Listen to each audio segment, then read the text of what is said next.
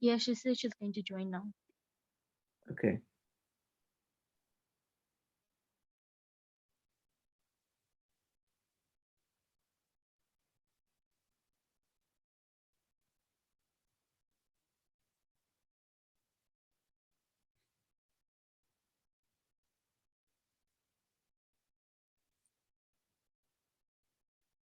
Okay, Afisa's there.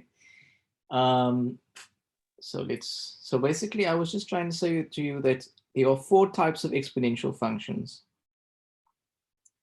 Can you see the difference between these 4? Yeah. The one starts and goes up, the one and then goes down, one. So above the x-axis, below the x-axis.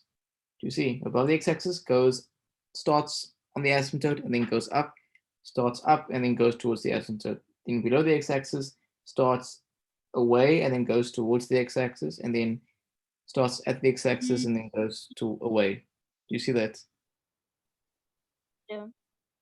Okay, but Naima, there is a concept video on this, and it's like 16 minutes, and I really go in detail. So I really urge you guys to watch that one. Okay, uh, Okay. it's very important um, because obviously I can teach it now, but it's always going to be rushed, and this because obviously that took me 18 minutes to explain that. Um, so it's always important to listen to what I say here, but then obviously go back to those concept videos because those are your foundation. Okay. Okay. So let's look at the question. So the question says the graph of an increasing exponential function. So why I drew this is because only 2 of these graphs are increasing. It's this one and this one. Remember we said increasing means it's going bigger as we go from left to right. Do you guys see that? Here Yeah. the graph is going smaller, here the graph is getting smaller, here the graph is getting bigger. Okay. So when they tell Yeah. me in the question that it's an increasing function, it can only be one of these 2. Do you guys see this? Yeah. So when I read that, so when I read this question, when I read this statement, I'm thinking these 2. Okay, so that's why I drew it for you, because so do you see how just for them telling me increasing, I've already narrowed it down to 2. Do you guys see that? I narrowed it down to 2. Okay. Yeah. Okay. So then it says the equation, okay, we are familiar with this equation. The range is greater than -3. Now, what's very important to understand, this is also in the concept video, that the range is a reflection of the asymptote. In other words, if I've got an exponential function that's doing that, the asymptote is at y equals 0, right? Therefore, the range, it means that y must be greater than 0. Do you see that? Yes. Therefore, this graph is the asymptote will be y equals -3. Do you see that? Oh, yeah. So this graph, like if it was like here, and it does that, then this would be, because they're saying it must be greater than -3, which means that at -3 there must be an asymptote. Do you see that? Yes. Okay. But however, some of you might say to me, Ilias, but how do you know it's not this graph? How do you know it's not this graph where the asymptote is -3? Because here the asymptote is -3. How do you know it's not that exponential graph? Well, they tell me the range is y is greater than -3. Do you see that? So the graph cannot be below Yeah. that. The graph must be above the asymptote. Okay. So from this, we can therefore conclude how the graph looks. Because remember we said, just to remind you, just to go back, we said that the graphs, it can either be this graph or it's this graph. Or it's this graph, right? Remember we said, because it's an increasing function, right? They said it's increasing function. But now they're telling me that the range is y is greater than something. So therefore, it cannot be this graph. Do you see that? The range for Yeah. this graph is y is below something. Do you see that? Yeah. So therefore, from process of elimination, we can therefore conclude that the graph must be something like this. We can say that the asymptote is where y equals -3, right? Minus. Yeah. Right, so we can draw our Cartesian plane, and at y equals -3 we can draw a dotted line. Okay, that's not helpful, but anyway,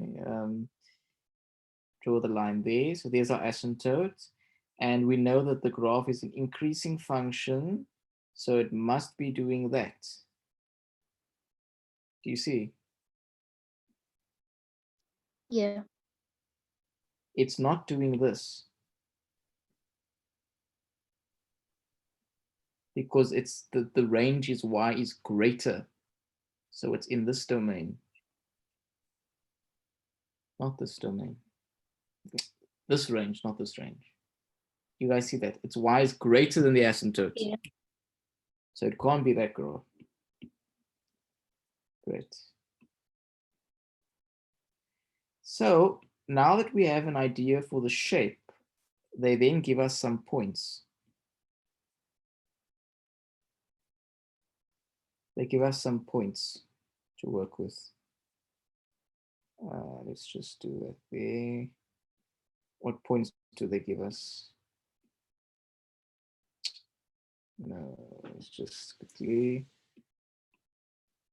Okay, let's just make all this smaller. Okay, let's just. They give us some points, right? Or what points do they give us?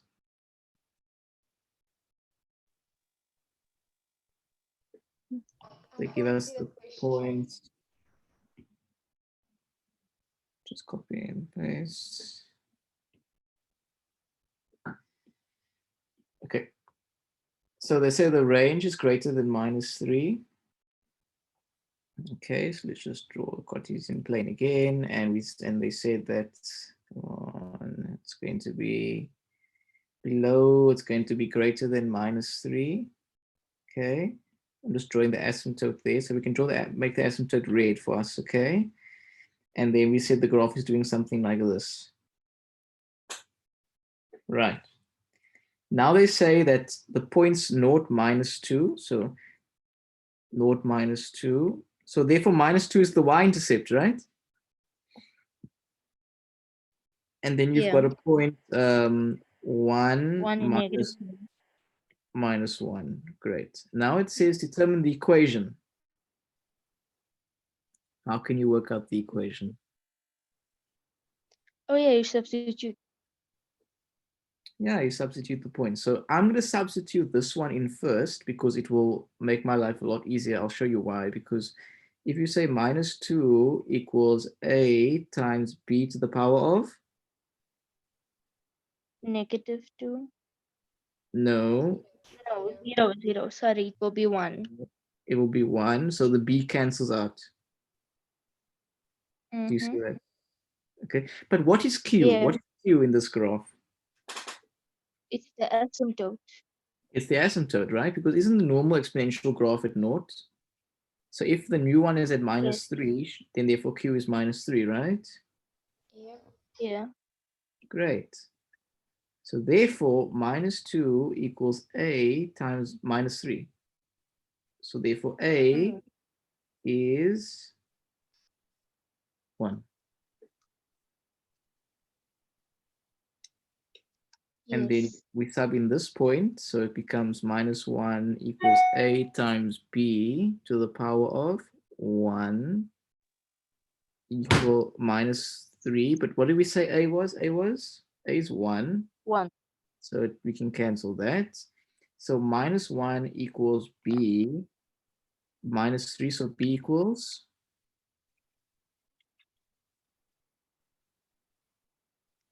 2.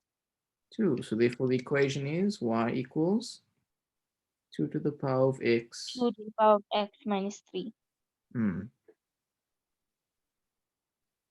And if you and this makes sense because in the concept video I tell you, so the concept video, guys, please watch the concept video. It will explain everything. Um, in the concept video, I tell you that if a is greater than naught, greater than naught, yeah, it's above the x-axis, or it's above the asymptote. Sorry, it's above the asymptote. If a is smaller than naught, it's below the asymptote. So in this graph, a is 1, right? Do you guys agree? Yeah. 1. Mm, So therefore, it makes sense that it's above the asymptote. We see that here. yeah. We see that here. Okay. And b is also greater than 1. And b is important because it tells you if the graph is going to go towards the x-axis or away from the x-axis. And because b is greater than 1, the graph goes away. So so if you have the equation of exponential graph, you can actually predict how it will look. And in the concept video, I explained to you how to do that. Okay. So now it says describe the transformation. So they give you a new graph where they say y equals 2 times 2 to the x plus 1. Okay. So how can we deal with that?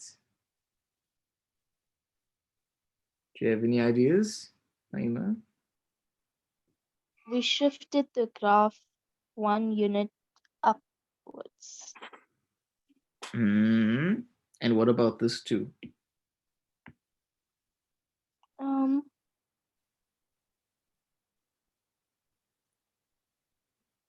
What does the coefficient do to the exponential graph?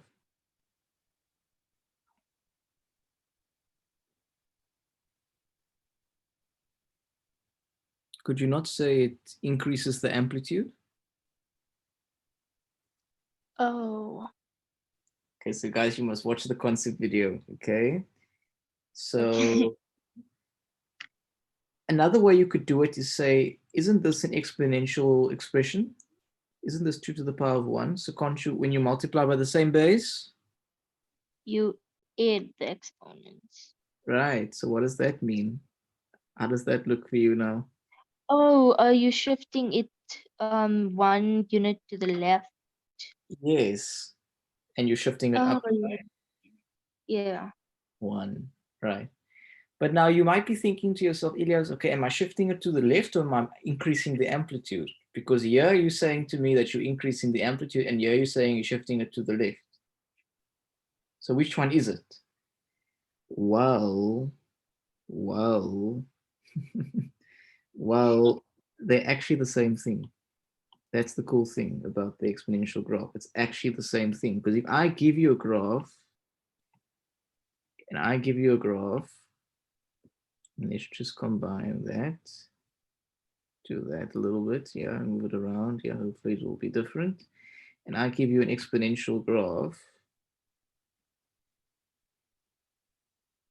That's not a nice exponential graph. Let's do like that. Yeah. All right. All right. If I shift it up, do you see what happens when I shift it to the left? What happens to the amplitude?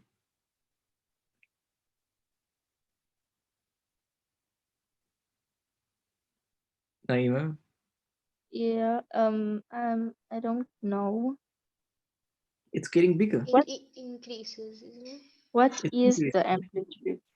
It's how high the graph rises. Oh, Now, compare okay. this graph. Okay, let me show you. Compare this graph, and let's change the color. Can we change the color? Can we change it? No, we can't, unfortunately. Compare these two graphs. One is shifted to the left, one is normal. Look at the amplitude. Do you see? Yes, I see.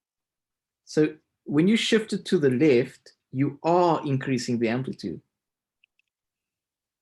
Yeah, I see. Okay, when you're shifting it to the left, you are increasing the amplitude. And when you shift it to the right, you're decreasing the amplitude. Yes. Mm.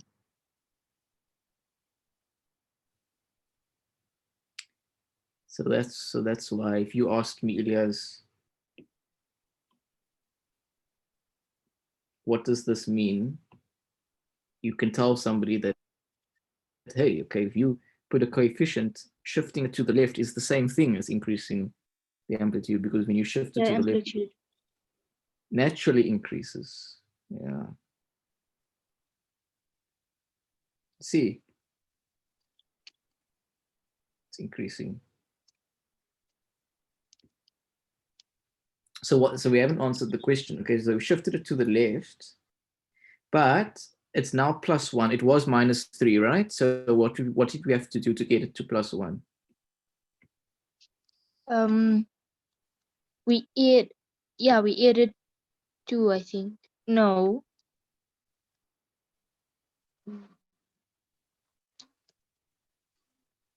What did we have to add? How do we go from -3 to 1?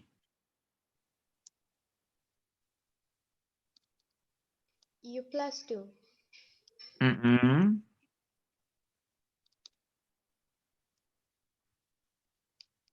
You add 4. Oh, plus 1. Yes, yes, Oh. yes. Yeah. Or you could just say 1 minus -3. Take that and okay. Sure.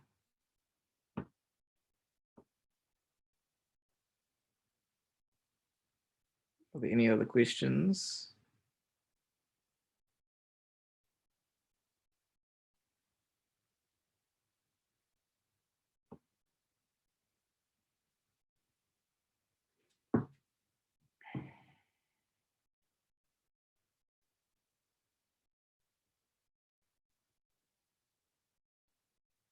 Naima, do you guys have any other questions? Officer? No, I don't have. Okay. So homework, watch the concept video on exponential functions. Okay. It will make a lot of sense. It's like it'll open up your mind. It'll be like, you're okay. Then everything in this question will make sense. Because I always feel sorry, because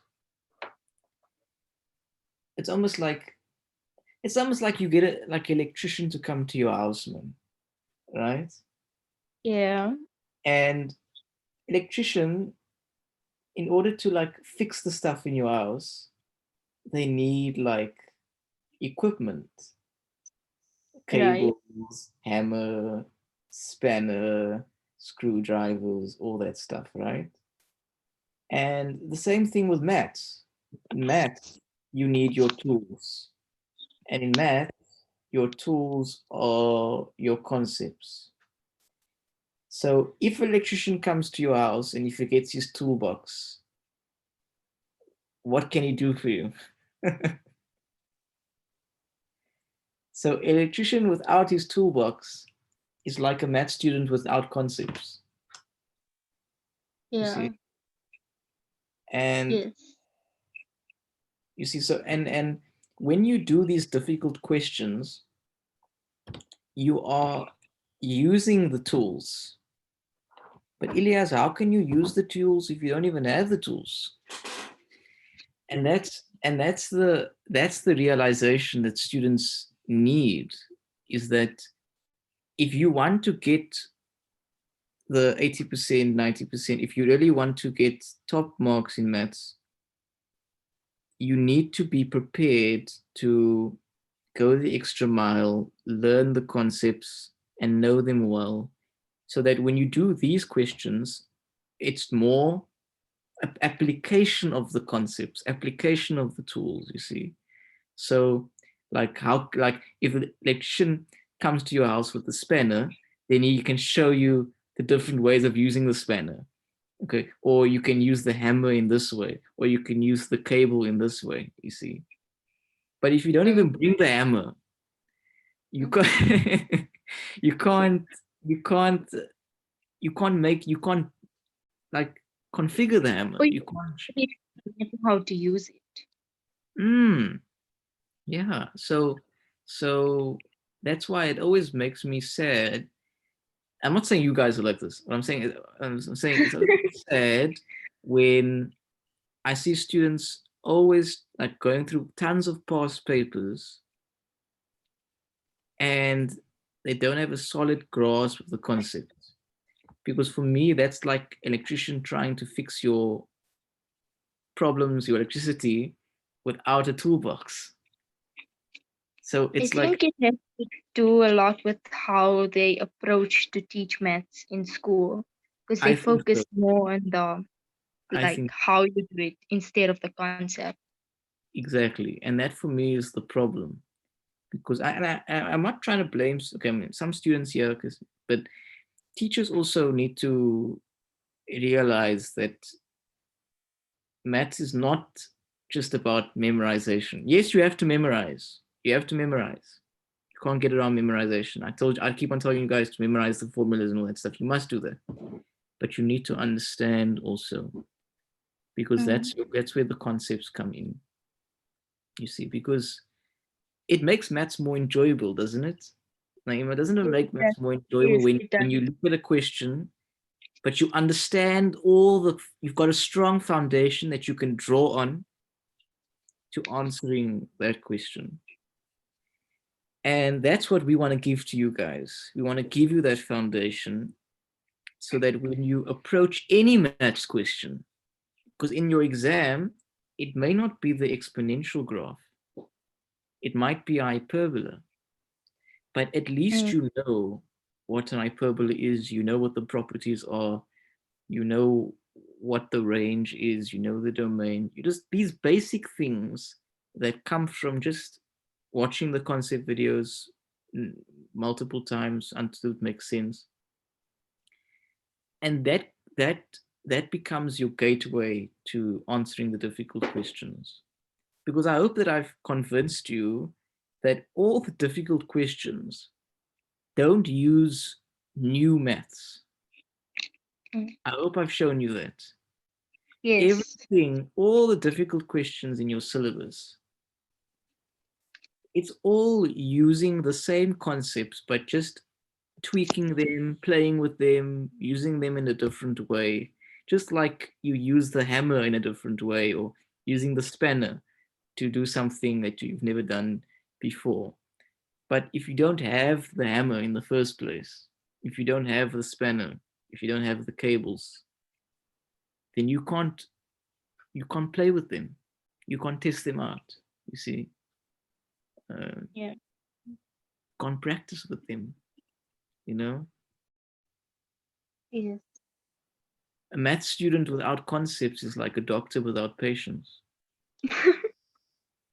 It's That's how I think of it. You can't be a doctor without patience. You Yes. can't become a doctor just by reading a textbook. Um, just like you can't do maths unless you have the concepts.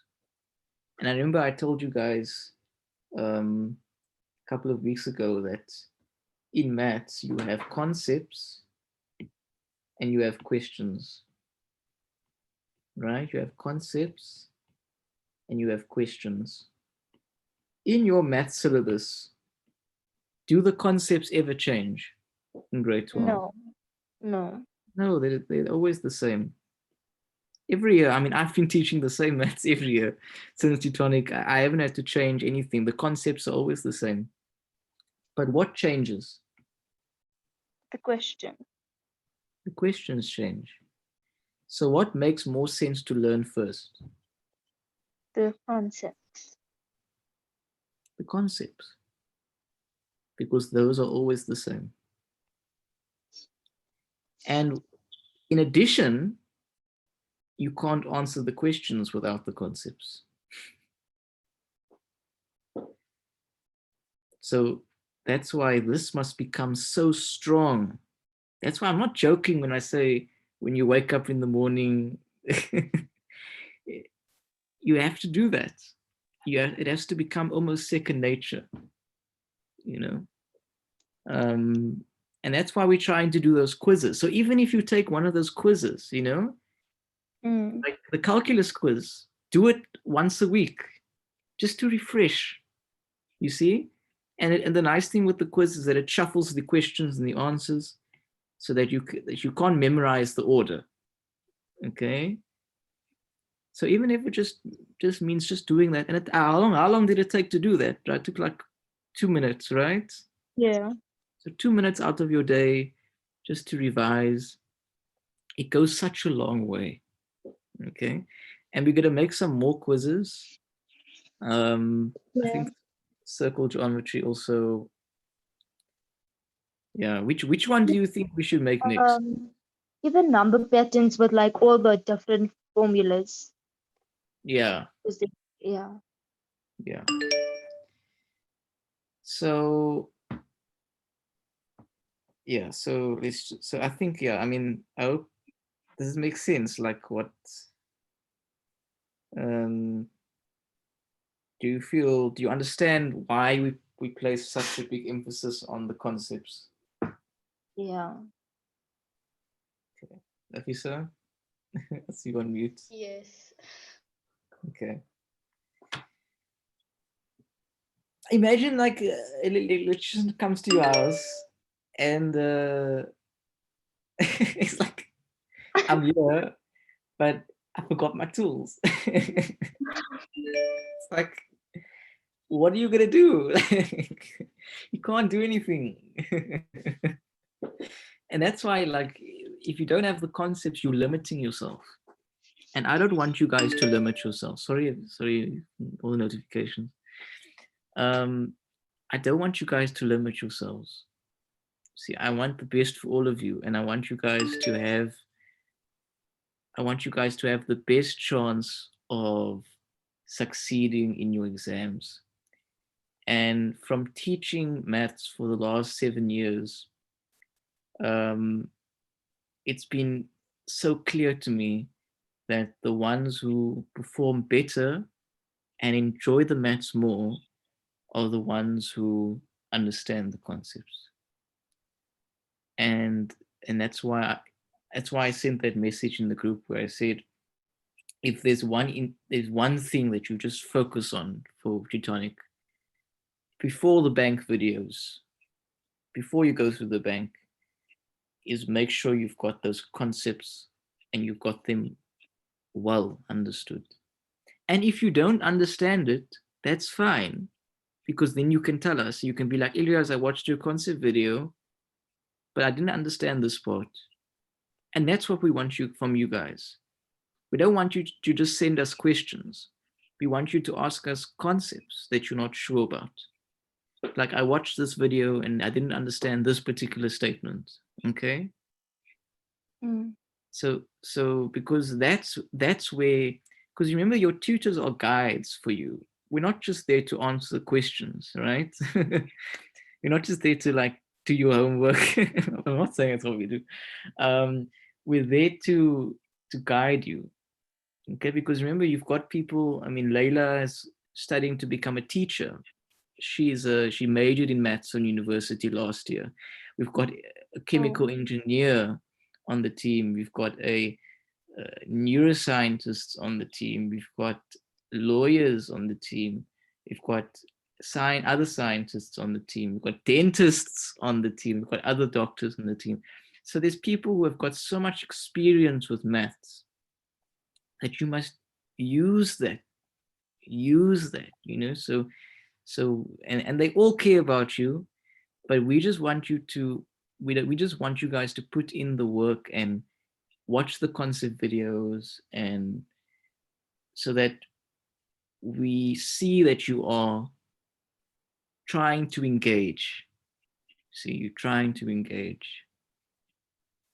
And the student who engages, that's the student who does well, who asks questions, who puts in the time to read. And when I say read, you don't have to understand everything. The only thing is that you have to know what you don't know. I think I said this to Nafisa at your school. Sometimes in university, in high school, there will be times when you just don't understand something. And it happens to me a lot at university. The difference is I know what I don't know. You see, there's a difference between knowing what you don't know and not knowing what you don't know. Because when you don't know what you don't know, then you're lost. You don't have a pathway moving forward. So as a student, especially a math student, you have to always be aware of what you don't know. And then target your learning based on what you don't know. Because you know what you don't know. And then when you know it. And if you don't know it, then you ask us. But we don't know what you don't know because we're not you. You see? The only way I can know what you don't know is if you do a quiz. You see, but ideally, we want you guys to ask yourself the question, what is it that I don't know? And if you don't understand something, that's fine. If your teacher says something in class which doesn't make sense, it's fine. As long as you know that's what you don't know. So that when you go to Tutonic, you can be like, my teacher said this in class. I didn't understand it, but it's fine because we'll explain it to you.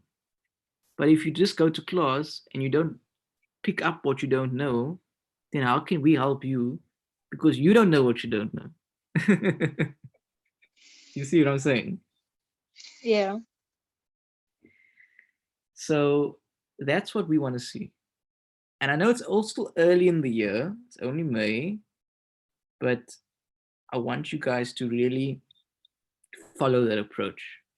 It's not because it makes my life easier. It'll actually make your life easier as a student.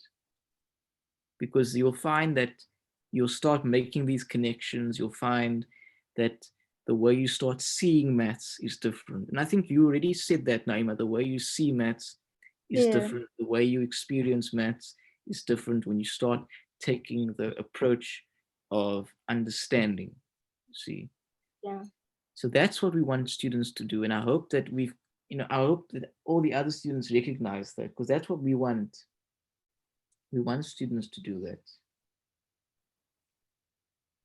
Yeah. This wasn't not supposed to be a speech, but anyway, it is the end of the. No, thank you. It's like motivating. It is the end It of is very the. motivational. Yes. Yeah, it is recorded if you want to go back and listen. I No. didn't realize that. Yeah, so I think just just give it your best, but remember that we all there, all of us, we want the best for you, and we know what is best for you. That's the thing. Like we've been through the system, we know how the system operates, we know what works, we know